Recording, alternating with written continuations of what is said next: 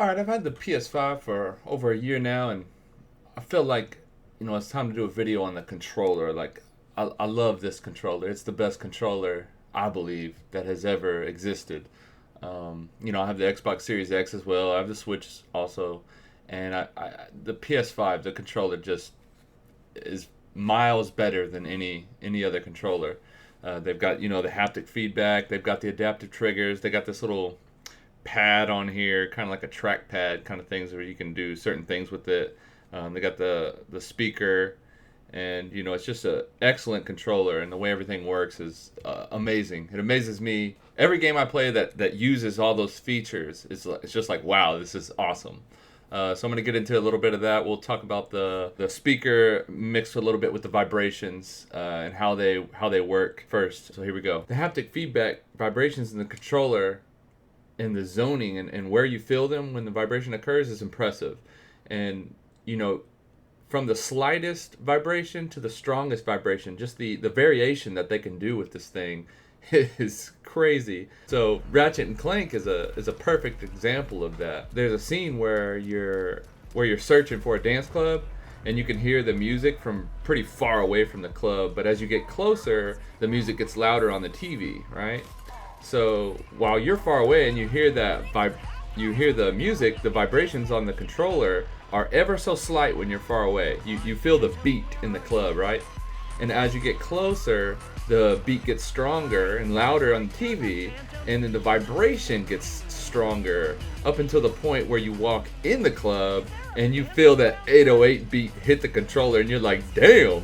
It is that impressed me. The first time I ever played that game, I was like, whoa. Like, I handed the controller to my friend and said, dude, you got to feel this. I mean, it was so impressive, and it just adds a little something that you can't get with any other controller. Astro's Playhouse is a wonderful showcase for what the PS5 controller can do. It's a different vibration on each surface when you're walking around, right? Everywhere you walk, it's got a different vibration, as well as a different sound comes from the controller. And it feels exactly how you think it would feel. Astro's Playhouse is an excellent example of the variation in the feel of walking on different surfaces. It's a different vibration on each surface and feels exactly how you think it feels. The only way I can think to convey it is if I lay one hand flat on a wooden table and then knock on it with my other hand on the further away from it. That vibration that I feel with my hand that's laying flat on the table is how the controller's trying to make you feel those vibrations. So they're going to feel different based on the materials that I'm knocking on, right? So if my hand's on glass, metal, wood, even water, and I feel that vibration, everything feels different and distinct, and that's how the controller works. And all these vibrations, they happen while also making a sound through the controller, the little speaker on there. Once again, that enhances the immersion. Though if you play with headphones, the sound the controller makes will likely, that's probably not going to be heard. When you take a step in the game, it plays a step sound from the TV, as well as the controller plays a step sound, but slightly different. And when combined, it's a more immersive sound, a more complete sound that occurs than if it was just a sound that just came from the TV or your headphones or something. In Horizon Forbidden West, every swing of your spear makes a slight vibration where the right trigger is, as well as a swinging noise gets played on the controller that's just ever so slightly different from the swinging noise that you hear coming from the TV. Again, making that complete sound when both are combined together. When I pick up sticks in Horizon, it makes the noise of a twig breaking or snapping, on the controller. The slight vibrations in Horizon when you land from a jump, or when you roll, it feels good. It feels how you think it should. I feel developers can do so much with this controller that they can't do with an Xbox, Series X controller. That thing, it feels like an early 2000 controllers and has none of these advancements. When it comes to vibrations for the Xbox controller, it feels like I just strapped a Nintendo 64 Rumble Pack onto this thing, and it takes me back to '97 when controller vibrations were just starting, and that tech wasn't very good at all. But back to the PS5 controller, we'll talk about these adaptive triggers. When they're off, it's like any other trigger. There's no tension. It's like all the triggers on any controller. But when the developer turns them on, there's that slight tension that you get. And it could be a light tension or a heavy tension. It has a range of tension they can put on this thing. And it could even be like a double press, where you pull it back and it stops. You feel this stop, and then you press it again.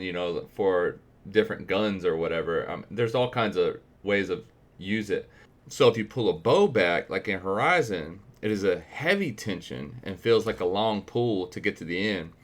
But if you're if you hold it long, then the vibration kicks in. So it adds that tension, and then it adds that vibration. You feel that you're holding on like you'd be straining in real life, and that vibration is supposed to convey that that it's hard holding this bow back, right? The string.